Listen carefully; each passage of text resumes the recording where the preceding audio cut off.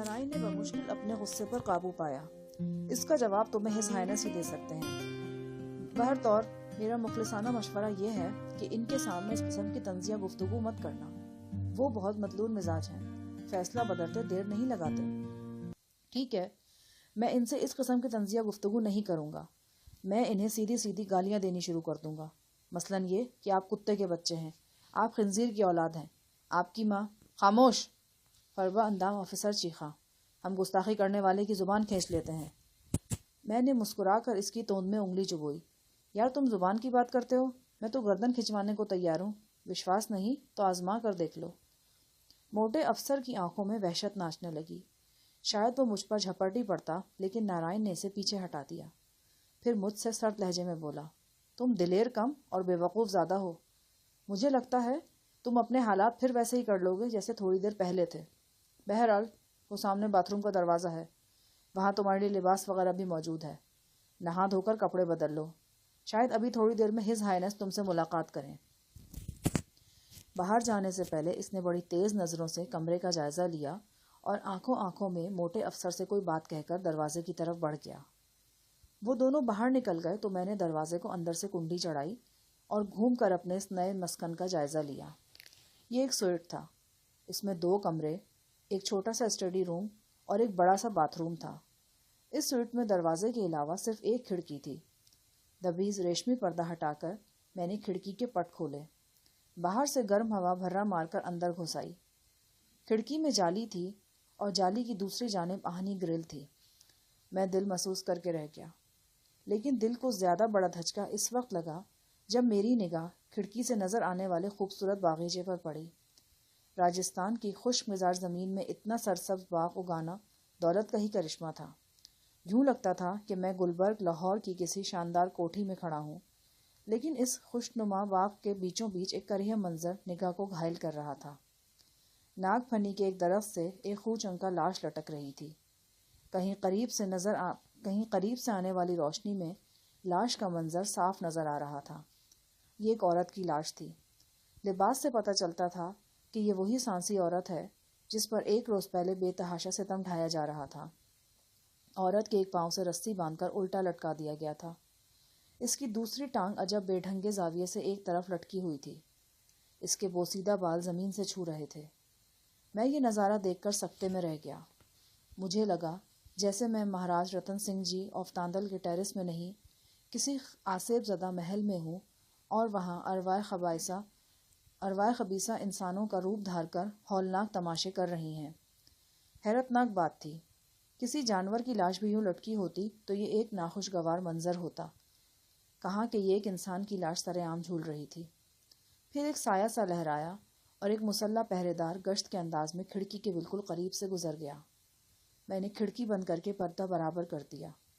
عین ممکن تھا کہ یہ لاش ابھی میری ہی نگاہ نوازی کے لیے یہاں لٹکائی گئی ہو کہ دیکھو سات جہانی اور عبرت پکڑو، مہاراج سے دغا کرو گے تو تمہاری بھی ایک ٹانگ رسے سے باندھ کر ایسے ہی لٹکا دیا جائے گا۔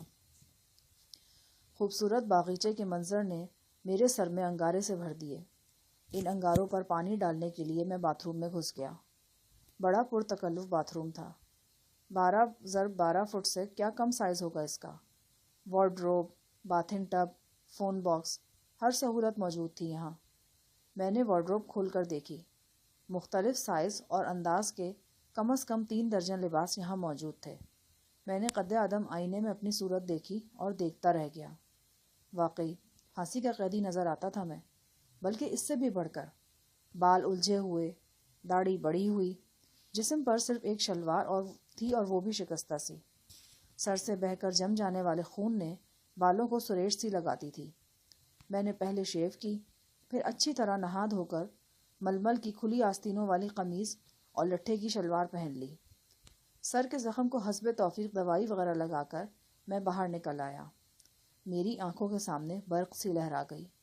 کمرہ ایک دم بدلا ہوا نظر آ رہا تھا، اور اس تبدیلی کی وجہ غزالہ تھی۔ وہ سبز رنگ کی پھولدار لون کا بے حد نفیس 3 پیس سوٹ پہنے ہوئے تھی، پاؤں میں میچنگ سینڈل تھے۔ وہ صوفے پر بیٹھی ایک انگلش میگزین کی ورق گردانی کر رہی تھی۔ مجھے باہر نکلتے دیکھ کر اس نے میگزین ایک طرف رکھ دیا۔ اس کی آنکھوں سے مسرت آمیز اطمینان جھلک رہا تھا۔ تم یہاں؟ میں نے حیرت سے پوچھا۔ مجھے بھیجا گیا ہے۔ کس لیے؟ اس کے چہرے پر سرخی سے لہر آ گئی۔ یہ تو بھیجنے والوں سے پوچھئے۔ رات کے وقت ایک بند کمرے میں تنہا مرد کے پاس ایک لڑکی کو بھیجے جانے کا کیا مطلب ہو سکتا تھا؟ اور لڑکی بھی وہ جسے اس مرد کی محبوبہ سمجھا جا رہا ہو۔ مجھے اپنے سوال کے بے مقصد ہونے کا احساس ہوا۔ مجھے یاد آیا کہ باتھ روم میں گھسنے سے پہلے میں نے کمرے کا دروازہ اندر سے کھول دیا تھا۔ میرے اشنان کے دوران غزالہ خاموشی سے یہاں آ کر بیٹھ گئی تھی۔ میری غیر موجودگی میں ہی کمرے میں کچھ اور لوازمات بھی رکھ دیے گئے تھے، مثلاً رسالے، معدنی پانی، وسکی اور بیئر کی 2 بوتلیں۔ غزالہ کے ساتھ ناؤ نوش کا سامان دیکھ کر مجھے سخت کوفت ہوئی۔ اپنی ذہنیت اور ماحول کے مطابق ان لوگوں نے محبوبہ کے ساتھ میری ملاقات کا خوب انتظام کیا تھا۔ انہیں اس رشتے کے بارے میں کچھ علم نہیں تھا جو میرے اور غزالہ کے درمیان استوار تھا۔ یہ جسم کا رشتہ نہیں بلکہ آنکھوں اور زبان کا بھی رشتہ نہیں تھا۔ یہ تو دل کی اتھاہ گہرائیوں میں کسی موتی کی طرح چھپا ہوا ایک انمول جذبہ تھا۔ غزالہ اپنے موتی کی چمک مجھے دکھا چکی تھی، لیکن میں نے اپنے دل کا موتی کیچڑ اور خشو خاصاک میں لپیٹ کر کہیں بہت دور رکھ چھوڑا تھا۔ کبھی کبھی خواہشات کی لہریں بہت زور مارتی تھیں اور اس موتی کو اچھال کر غزالہ کے سامنے لے آنا چاہتی تھیں، مگر ایسے میں وہ نحس صورت میری آنکھوں میں گھوم جاتی جس نے میرے اور میری بہن کے لیے اس دنیا کو جہنم بنا دیا تھا۔ وہ میری چچی فاخرہ کی صورت تھی۔ اپنے باپ کا پھولوں سے ڈھکا ہوا نیلگوں چہرہ میرے تصور میں آتا تھا اور کانوں میں وہ صدا گونجنے لگتی تھی، یہ زندگی کے میلے دنیا میں کم نہ ہوں گے، افسوس ہم نہ ہوں گے، اور میں غزالہ کے لیے بے حد شفاق ہو جاتا تھا۔ مجھے یوں لگتا تھا کہ چچی فاخرہ غزالہ کے روپ میں میرے سامنے آن کھڑی ہوئی ہے۔ کچھ ٹھنڈ سی نہیں ہو گئی؟ غزالہ کی آواز نے مجھے چونکا دیا۔ ہاں، میں نے چونک کر کہا۔ غزالہ اٹھی اور بڑی دلکشی سے چلتی ہوئی ایئر کنڈیشنر پر جھک گئی۔ ایئر کنڈیشنر کو آف کر کے اس نے کھڑکی کھولنا چاہی۔ یکا یک مجھے وہ لاش یاد آ گئی جو کھڑکی سے باہر جھول رہی تھی۔ میں نے غزالہ کو کھڑکی کھولنے سے منع کر دیا۔ کیوں؟ کوئی خاص بات ہے؟ نہیں، یوں ہی، تھوڑی سی ٹھنڈ اچھی لگتی ہے۔ میں نے سامان ناؤ نوش میز سے اٹھا کر کمرے کے اکلوتے بیڈ کے نیچے پھینک دیا۔ غزالہ بیڈ کے کنارے پر بیٹھ گئی اور خاموش نظروں سے میری طرف دیکھنے لگی۔ اس کے رویے میں ایک تبدیلی سے محسوس ہو رہی تھی۔ شاید یہ تبدیلی مری والے واقعے کے بعد رونما ہوئی تھی۔ غزالہ نے جیسے تہیہ کر لیا تھا کہ وہ مجھے میرے حال پر چھوڑ دے گی اور ذاتی معاملات پر مجھ سے کوئی بات نہیں کرے گی۔ یوں لگتا تھا کہ کئی برسوں سے جاری کشمکش نے آخر اسے تھکا دیا ہے۔ میں نے موجودہ حالات پر بات کرتے ہوئے کہا، تمہاری کچھ سمجھ میں آ رہا ہے کہ یہ سب کیا ہو رہا ہے؟ میں آپ کا مطلب نہیں سمجھی۔ یہی کہ پہلے مجھے پکڑا گیا اور پھانسی کی دھمکیاں دی گئیں، پھر چھوڑ دیا گیا اور جاں بخشی کے ساتھ ساتھ یہ تمام آرام آسائش مہیا کر دیا گیا، یہاں تک کہ تمہیں بھی میرے پاس بھیج دیا گیا۔ حالانکہ مہاراج رتن سنگھ کے خیالات مجھے تمہارے بارے میں کچھ اچھے نہیں لگتے تھے اور مجھے خدشہ تھا کہ تمہارے سلسلے میں کہیں وہ روایتی جاگیردار نہ بن جائے۔ آپ ٹھیک کہہ رہے ہیں، لیکن یہاں اور بھی بہت کچھ ایسا ہو رہا ہے جو ہماری سمجھ سے بالا تر ہے۔ میں پرسوں اوپر بالکنی میں کھڑی تھی، نیچے حوض کے کنارے رتن سنگھ چند افراد کے ساتھ بیٹھا تھا۔ وہ سب صورتوں سے ہی چھٹے ہوئے بدماش نظر آتے تھے۔ وہ کسی گاڑی کو تلاش کرنے کی باتیں کر رہے تھے۔ ان کا خیال تھا کہ وہ گاڑی پنجاب کے شہر فرید کوٹ سے اس علاقے میں لائی گئی ہے۔ وہ کوئی بہت اہم گاڑی تھی، غالباً ٹرک یا اسی قسم کی کوئی اور باربرداری سواری تھی۔ پھر کل میں نے اسی قسم کی گفتگو سنی۔ رتن سنگھ ریاست کشن گڑھ کے سابق والی مدن سنگھ جی کے کسی پوتے سے بات کر رہا تھا۔ ایک عربی بھی اس وقت اس کے پاس بیٹھا تھا۔ رتن سنگھ کو ذرا اونچی آواز میں بولنا پڑ رہا تھا۔ وہ کہہ رہا تھا، گاڑی کا نمبر پتہ نہیں چل سکا اور نمبر وغیرہ کے چکر میں تم پڑو بھی مت۔ بس یہ سمجھو کہ یہ اس صدی کا سب سے بڑا شکار ہے جو راجستھان میں کیا جائے گا، اور تمہیں پتہ ہے یادگار شکار کے لیے مصیبت تو اٹھانا ہی پڑتی ہے۔ پھر وہ ایک اخبار کا تذکرہ کرنے لگا جس نے بڑی تفصیل سے اس بارے میں لکھا تھا اور جس کا رپورٹر فرید کوٹ جا کر اس سلسلے میں مزید معلومات اکٹھی کر رہا تھا۔ مہاراج رتن سنگھ کی آواز میں جوش و خروش تھا اور صاف پتہ چلتا تھا کہ وہ اور اس کے ساتھی اس ٹرک والے معاملے میں بے حد دلچسپی لے رہے ہیں۔ غزالہ کی باتیں انکشاف انگیز تھیں۔ میں نے ذرا غور کیا تو ذہن میں ایک جھماکا سا ہوا اور ایک سلسلے کی چند گمشدہ کڑیاں آپس میں مل گئیں۔ یہ بات تو یقینی تھی کہ مہاراج رتن سنگھ اور شیخ عاصم وغیرہ کے رویے میں تبدیلی خناب آفریدی سے ملنے کے بعد واقع ہوئی تھی۔ خناب آفریدی عیسیٰ جان کا ساتھی تھا اور اس حوالے سے قادر زمان وغیرہ کا بھی ساتھی تھا۔ قادر زمان کو معلوم ہو چکا تھا کہ چٹے پل کی حویلی سے ٹرک نکالنے والا میں ہی ہوں اور میں ہی اسے لے کر انڈیا پہنچا ہوں۔ یہ بات خناب کو بھی معلوم تھی۔ وہ کسی سلسلے میں مہاراج رتن سنگھ سے ملنے یہاں راجستھان آدھم کا تھا۔ یہاں اس نے مجھے جیل کی کوٹری میں دیکھ لیا تھا اور پہچان لیا تھا۔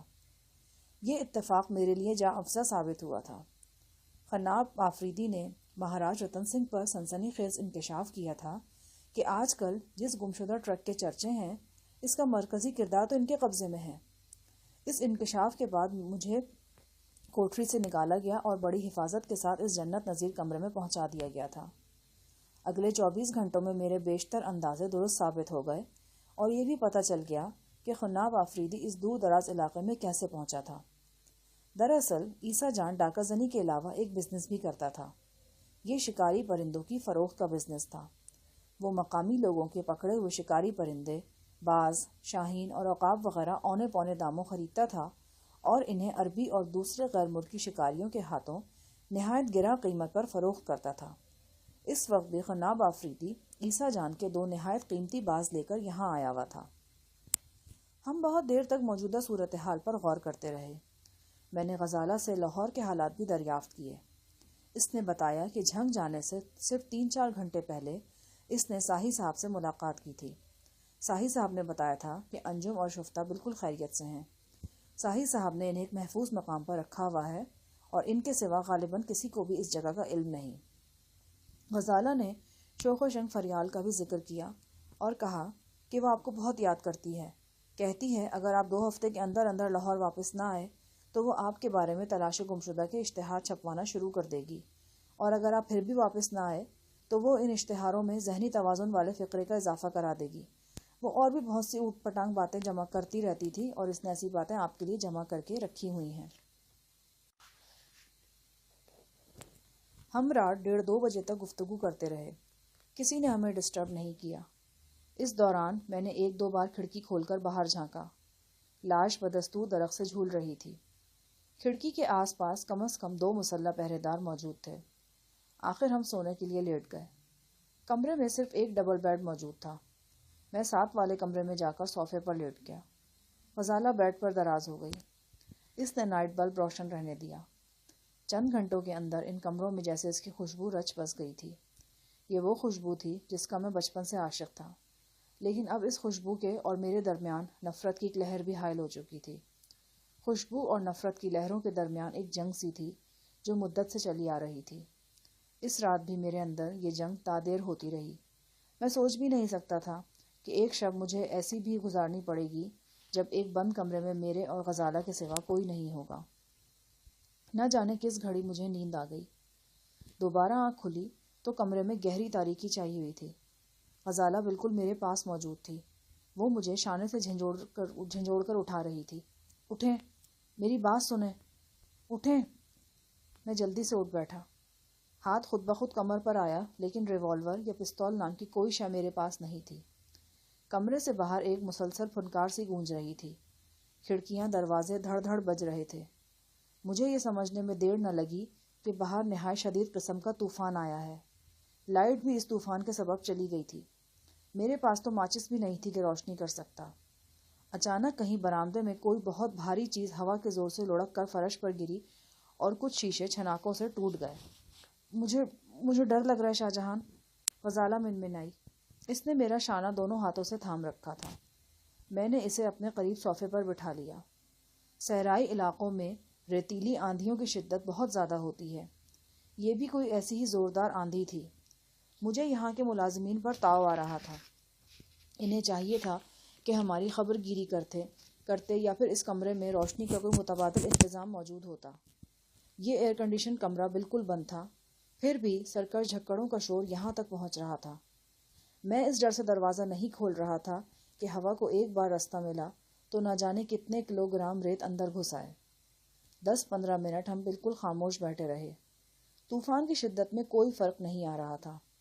ہاں، مختلف اشیاء کے گرنے کا شور اور کھڑکیاں دروازے بجنے کی آوازیں کم ہو گئی تھیں۔ اچانک ایک آواز نے مجھے بری طرح چونکا دیا۔ یہ آواز کمرے کی واحد کھڑکی کی جانب سے آئی تھی۔ میں نے پوری توجہ کھڑکی پر مبذول کر دی۔ آواز ایک دفعہ پھر آئی۔ میں پہچاننے میں غلطی نہیں کر رہا تھا۔ یہ ویلڈنگ پلانٹ کی آواز تھی۔ اس طوفانی شب کے ہولناک اندھیرے میں یہ کون تھا جو یہاں ویلڈنگ پلانٹ لیے بیٹھا تھا؟ ویسے بھی یہ الیکٹرک پلانٹ کی آواز تھی اور بجلی گئی ہوئی تھی۔ کھڑکی پر ہونے والی آہٹوں نے غزالہ کو کچھ اور ہراساں کر دیا۔ وہ مضبوط اعصاب کی مالک ایک ہنرمند ڈاکٹر تھی، لیکن اس اجنبی ماحول اور ان وحشت ناک واقعات نے اسے دہلا کر رکھ دیا تھا۔ صوفے پر بیٹھے بیٹھے وہ میرے ساتھ لگ گئی۔ اس کے جسم میں ہلکی سی لرزش تھی۔ یہی لرزش اس گرفت میں تھی جو اس نے میرے شانے پر تھام رکھی تھی۔ ہم کچھ دیر خاموش بیٹھے اس آواز کو سنتے رہے۔ اس میں کوئی شک و شبے کی گنجائش نہیں تھی کہ کوئی اس کھڑکی کی گرل کو کاٹنے کی کوشش کر رہا ہے۔ کاٹنے والا کون ہے؟ یہ سوال بہت اہم تھا۔ اس کا جواب ہمیں جلد از جلد درکار تھا۔ 3 صورتیں ہو سکتی تھیں۔ گرل کاٹنے والا ہمارا ہمدرد تھا، ہمارا کوئی دشمن تھا، یا پھر کوئی غیر متعلق شخص تھا۔ دشمن ہونے کی صورت میں بھی یہ بات وضاحت طلب تھی کہ وہ ہمارے لیے میزبانوں سے زیادہ خطرناک ہے یا کم۔ اگر کم خطرناک تھا تو پھر اس سے رابطہ کرنے میں کوئی مذائقہ نہیں تھا۔ باقی دو صورتوں میں بھی اس سے رابطہ کرنا ہمارے لیے سود مند تھا۔ میں نے غزالہ سے کہا، تم یہیں بیٹھو، میں دیکھتا ہوں کون ہے۔ اس نے اور مضبوطی سے مجھے تھام لیا۔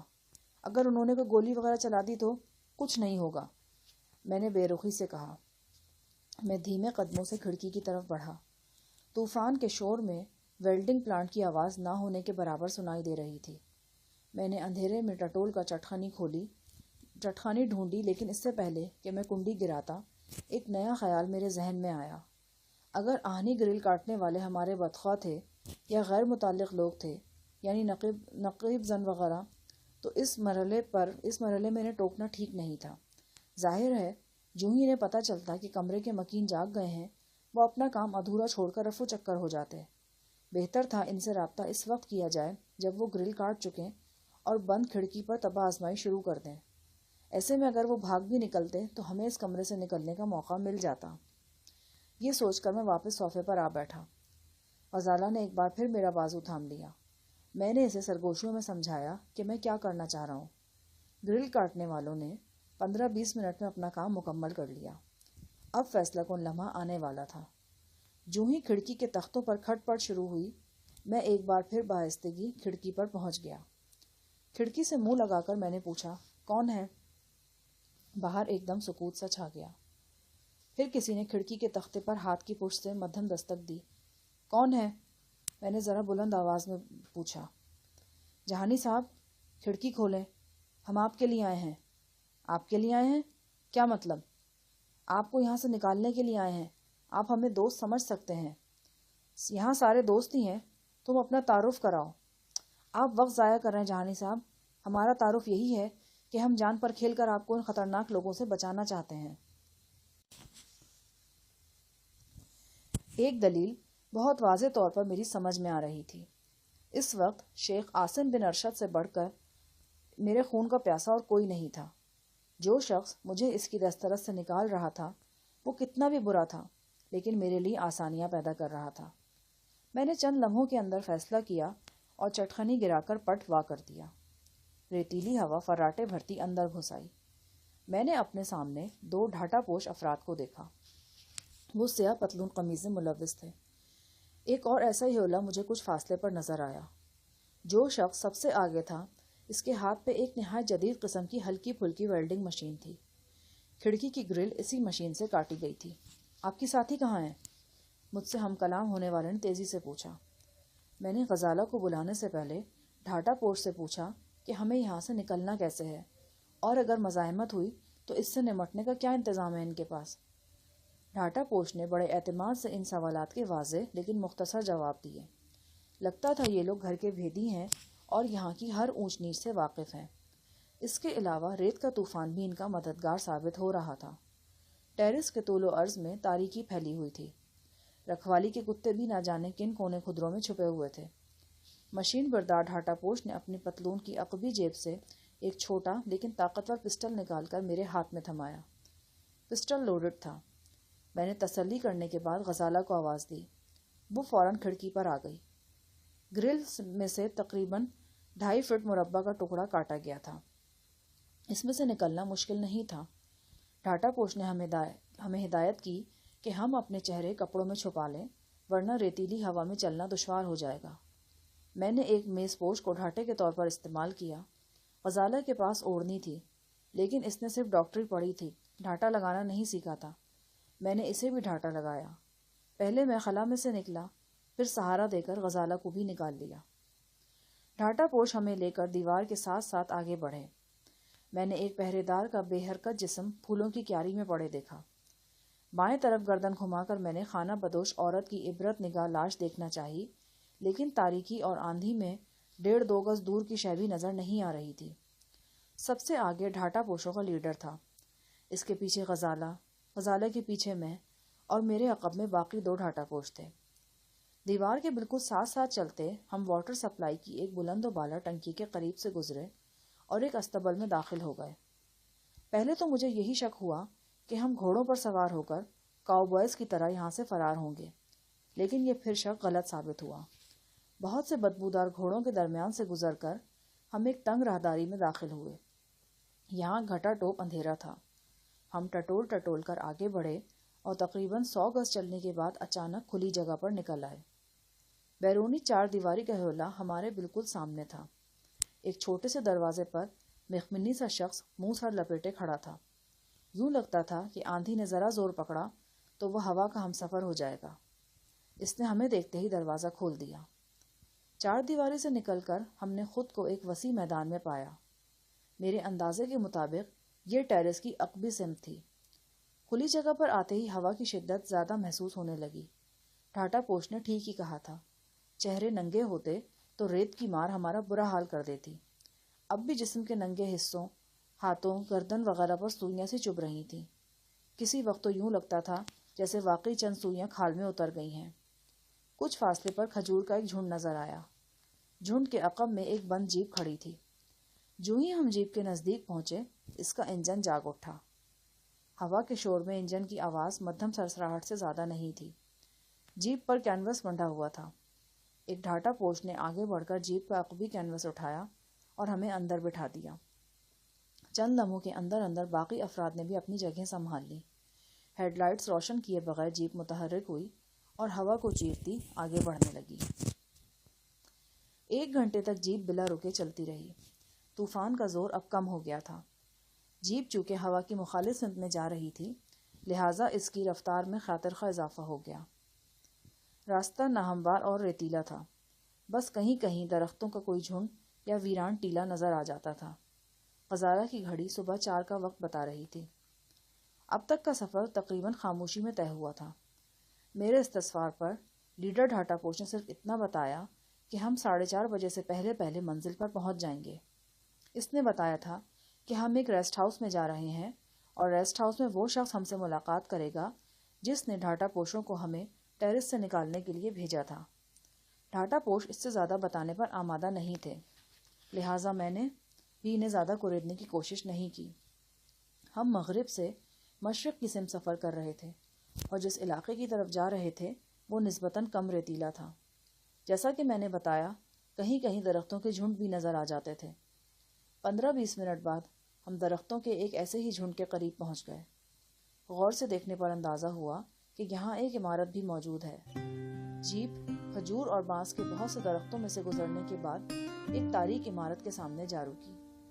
جیپ کے رکتے ہی عمارت کی 1-2 کھڑکیوں میں سے روشنی جھلکنے لگی۔ یہ لالٹین یا گیس کی نہیں، بلب کی روشنی تھی۔ اس کا مطلب تھا کہ اس دور افتادہ عمارت میں بجلی موجود ہے۔